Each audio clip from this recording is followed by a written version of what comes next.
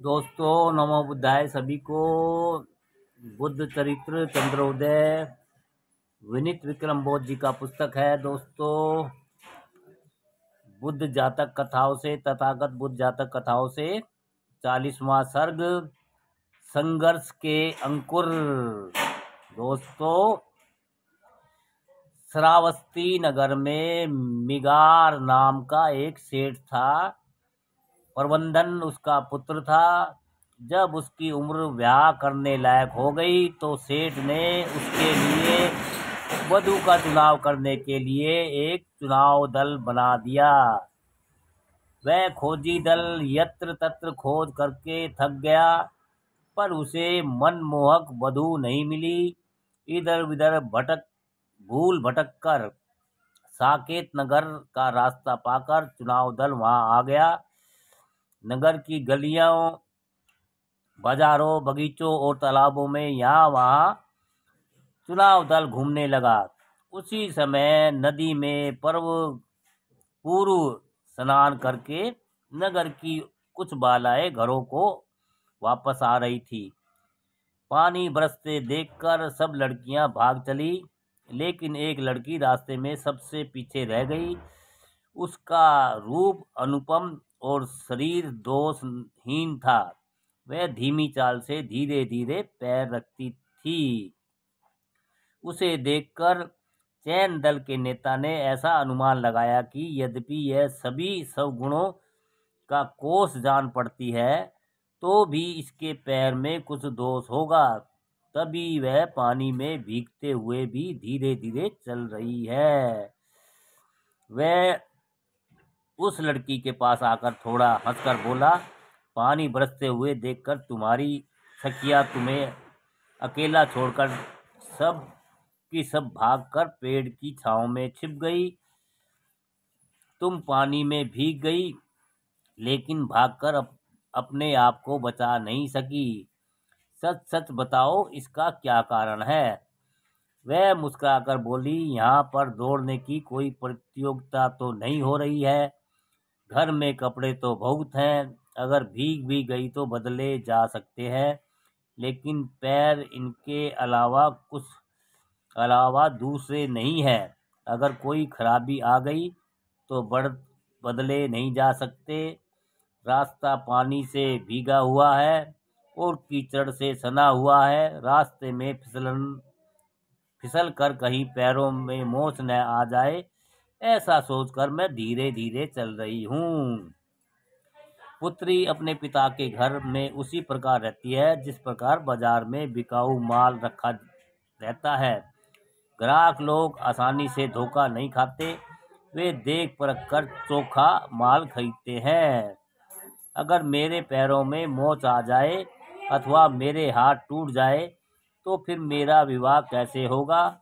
उसकी बुद्धिमानी से भरी हुई बातें सुनकर सब सदस्यों के चित्त चकित हो गए, हृदय हर्षित हो गए और मन शीतल हो गए। यह जानकर चुनाव दल बहुत प्रसन्न हुआ कि रूप के समान ही उसकी बुद्धि भी विलक्षण है। चुनाव दल का नेता हंसते हुए उसके पास आया और उसका परिचय पूछने लगा।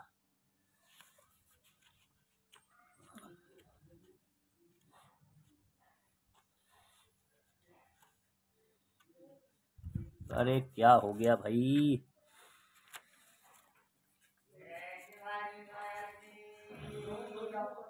पहले मेरा घर भद्रिक नगर था, अब साकेत में ही है। मेरा जन्म वैशाली में हुआ, इसलिए विशाखा नाम पड़ गया। मेरे पिता का नाम धनंजय और माता का नाम पुष्पा है। दोनों तथागत के उपासक हैं। मेरे पिता राजा प्रसन्नचित के दुर्गपाल हैं। वह संध्या समय घर में मिल सकते हैं। ऐसा कहकर फिर वह अपने स्थान पर नहीं रुकी और जाकर अपनी सखियों से मिल गई। संध्या का शुभ समय होने पर वे लोग उसके घर गए। सुंदर आवास देखकर वे सब बहुत प्रसन्न हुए। धनंजय बड़ा व्यवहार कुशल था। उनका परिचय पाकर उसने बहुत स्वागत सत्कार किया। उनके खाने पीने और सोने की सुखद व्यवस्था की गई। उन लोगों को आठों गांठ अनुकूल मिल गई। माता ने उसे श्रृंगार करके भेजा था, तो वह सलोनी ही सब सवलापहार लेकर आई। उस समय उसका सौंदर्य निखर कर पहले से दुगना हो गया। चुनाव दल ने उसे एक कमल का फूल दिया। कुमारी विशाखा ने उसे प्रेम पूर्वक स्वीकार कर लिया। इस प्रकार उसने विवाह का प्रस्ताव मान्य कर लिया। उस रात रुककर दूसरे दिन चुनाव दल धनंजय की अनुमति लेकर वहां से चल पड़ा।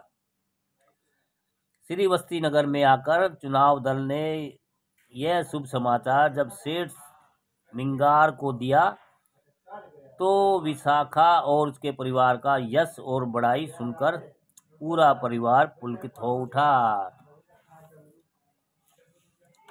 जब विवाह के पहले के रीति रिवाज पूरे हो गए, तो शुभ लगन का चुनाव करके मिगार ने शुभ कार्य करना पूरा करवाया। बारातियों को हाथी, घोड़े, ऊंट और रथों पर चढ़ाकर सेठ अपनी बारात सजाकर साकेत नगर में गया।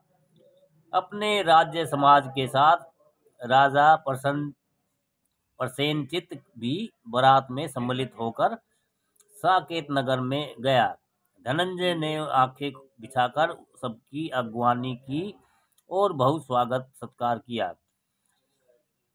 अनेक प्रकार के खाद्य पदार्थ थे जिनकी गिनती नहीं की जा सकती थी।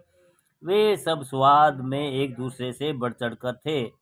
बराती लोग समझ नहीं पाते थे कि किससे खाए और किसे छोड़ दे। कुशल नौकर चाकर मन लगाकर सेवा करते थे। बराती जहाँ भी जाते थे उन्हें पास ही पाते थे। नगर की सुंदरता देखकर बरातियों के मन लुब्ध हो गए। वे इधर उधर घूमकर नगर की शोभा देखते थे। नगर के निवासी बराती समझकर उन्हें बड़ा सम्मान देते थे। पूरी साकेत की धराती बन गया था। बरातियों का धराती बन गया था। दोस्तों,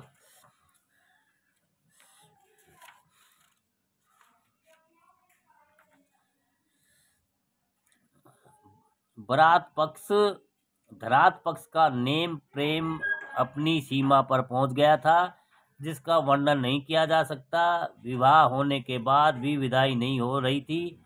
तब राजा प्रसेनचित ने धनंजय को बुलवाकर उसे समझाते हुए कहा, अब बहुत समय हो गया है। तुम्हारी ओर से अलभ्य सत्कार पाकर यद्यपि घर जाने की इच्छा किसी के मन में नहीं है, तो भी लोग क्या करें। इस संसार में सबके सिर पर गृहस्थी का जंजाल पड़ा हुआ है। हे मित्र, तुमने बड़ी मेहमानी की। अब उचित समय जानकर हम लोगों को विदा करो। धनंजय राजा की बात नहीं टाल सका। उनका आदेश निरोधार्य करके उसने बारात को विदा दी। धनंजय ने गहने, कपड़े, बर्तन, बहुत सा धन धान्य दहेज में दिया। जहाँ जैसा नेक और निछावर देना था, दोनों पक्षों ने उसका दुना करके दिया। विदा होते देखकर विशाखा अधीर होकर अपनी सखियों के गले में लग कर रोई। उसकी माता फूट फूट कर रोई और बार बार अंग से लगाकर उसे भेंटा। विदा होते समय पिता बहुत बेचैन दिखाई पड़ रहा था। उसने बेटी को आगे करके कुछ शिक्षा दी। सब दास दासी व्याकुल होकर फूट फूट कर रो रहे थे, मानो वह उन्हीं की बेटी हो। विशाखा द्वारा इनाम देने पर वे लोग उनसे कुछ नहीं लेते थे। जो कुछ दे सकते थे वे स्वयं उसे देते थे। तब प्रबंधन अपने मन से प्रसन्न होकर आदर पूर्वक अपने सास ससुर के पैर छूकर विदा लिया। दुख के बोझ से विशाखा का हृदय बहुत बोझिल हो गया था और उसके पैर नहीं उठते थे। जैसे तैसे उसने बगीचे का रास्ता पार किया और जाकर रथ पर चढ़ गए। धनंजय ने 8 कुशल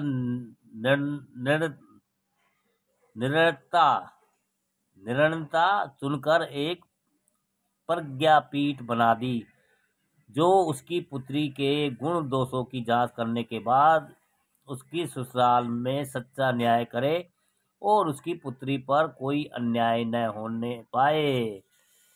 अपने खान पान के लिए पेशगी खर्च पाकर वे 8 निर्णायक अपनी अपनी डोलियों में लेटकर चले गए। हाथी घोड़ा रथों को सजाकर उदास और मदहीन बारात वापस लौट चली। जब सेठ अपने नगर के पास आ गया तो उसके मन में ऐसा लोभ हुआ कि नगर के लोग भी उसकी पुत्र वधू को देख ले, क्योंकि उसका अनुपम रूप लावण्य दिखाने लायक है। उन दोनों ने अपने पिता का आदेश शिरोधार्य कर लिया और हाथ जोड़कर रथ पर खड़े हो गए, और नगर निवासी उन्हें देखकर प्रसन्न होकर कहते थे कि सेठ ने पुत्र वधू तो बहुत सुंदर पाई है।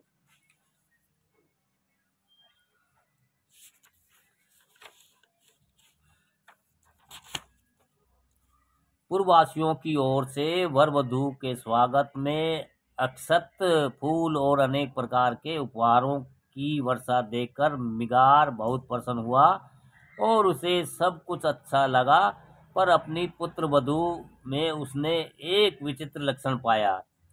उसकी सुंदर पुत्र वधू सोने चांदी के उपहार रास्ते में पाती जाती, उन सबको दोनों हाथों से समेटकर लुटाती जाती थी।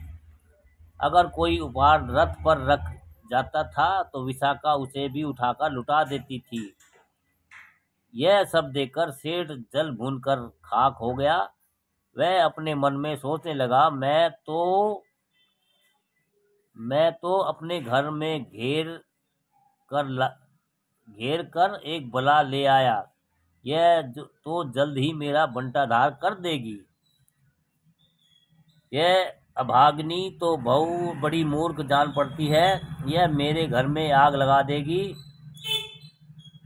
उसे घर में लाने के बाद सेठ ने उसके गुणशील की बड़ी प्रशंसा की और मौका पाने पर उसे समझाया, अगर तुम मेरे घर में सम्मान पाना चाहती हो तो अब इस प्रकार का वणिक स्वभाव ग्रहण कर लो कि अगर कोई भी पराई वस्तु हाथ लगे तो उसे फौरन ही छिपा लो। उस दिन हजारों रुपयों के उपहार पाकर तुमने व्यर्थ ही बीच बाजार में लुटा दिए। फिजूल खर्ची के लिए तुम्हारे मन में इतना लोभ देखकर मेरे हृदय में बहुत सोम हुआ। तुम्हारे चंचल हाथों ने एक छोटी सी भूल कर दी, पर उससे मेरे मर्म स्थल में बहुत चोट पड़ गई। अपने ससुर की बात सुनकर वह अपना मुंह घूंघट की ओट में करके मंद मंद मुस्कुराने लगी। जब सवेरा हुआ तो मुख पर ज्योति जगाए हुए कुछ दिगंबर जैन साधु सेठ के यहाँ आए और सेठ ने उन्हें विधि पूर्वक प्रणाम किया और आदर पूर्वक उन्हें घर में लाकर बैठाया। फिर वह अपनी पुत्र वधू के पास आया और हृदय से हर्षित होकर उसे आदेश दिया, सम्रण तुम्हें आशीर्वाद देने आए हैं, अतः शीघ्र चलो और उनके पांव पड़ो। विशाखा शीघ्र ही अपने पति के साथ चल पड़ी, लेकिन जब उसने दिगंबर साधुओं को देखा तो दरवाजे पर ही रुक गई। शीघ्र ही वह मुख मोड़कर लौट गई और सास के पास हाथ आकर जोड़कर बोली, वे नंगे शरीर वाले साधु मुझे जरा भी अच्छे नहीं लगते, मेरा अपराध क्षमा करें, मैं उनके पांव न पड़ूंगी। मिगार जो उसके पीछे आया था उसकी बात सुनकर क्रोध से भर उठा। उसने वापस जाकर समणों से सब हाल बताया। इसे अपने पिता के घर भेज दो, ऐसी सलाह देकर जैन साधु नाराज होकर वापस लौट गए। लेकिन सेठ को उनकी सलाह पसंद नहीं आई। वह उस प्रज्ञापीठ के पास आया, जिसे विशाखा के पिता ने विवाद सुलझाने के लिए भेजा था।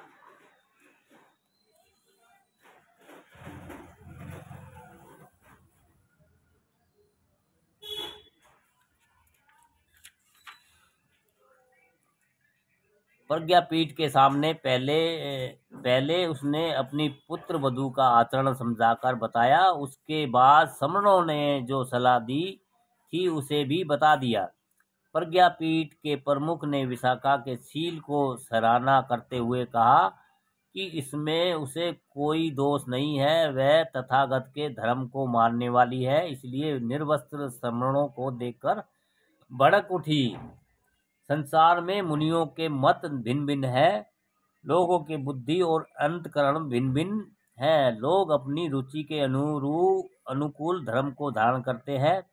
छोटे से कारण को लेकर उसे बहुत बड़ा दंड न दो। उसकी सलाह सेठ को पसंद आई और सांत्वना पाकर वह घर लौट आया।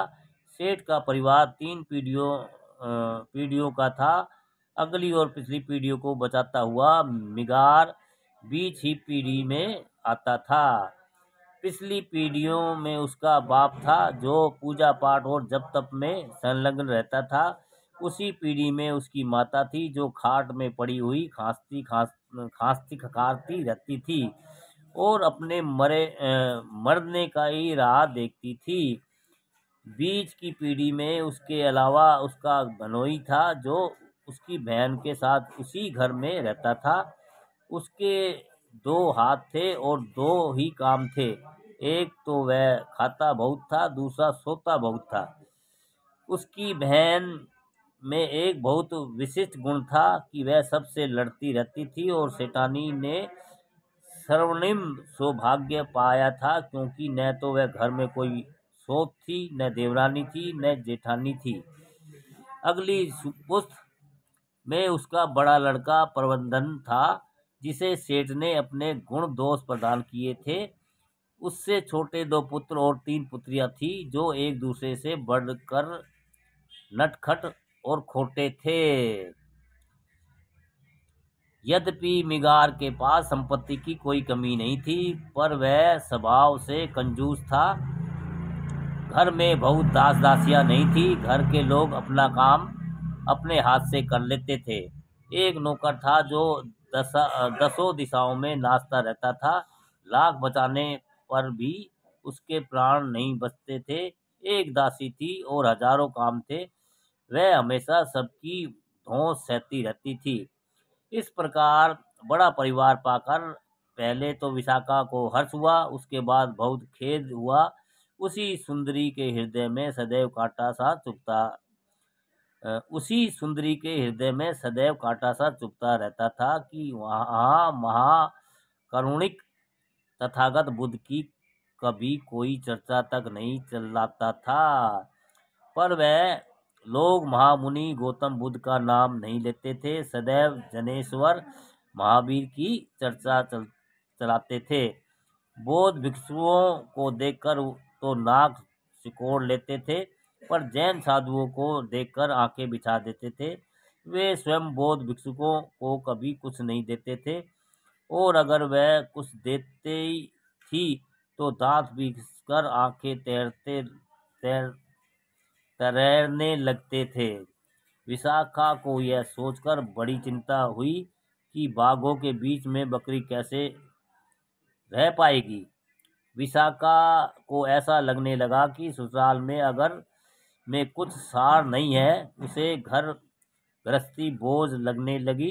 उसके लिए वह अब केवल मायके का सहारा ही बच रहा था, कोई दूसरा सहारा नहीं रह गया।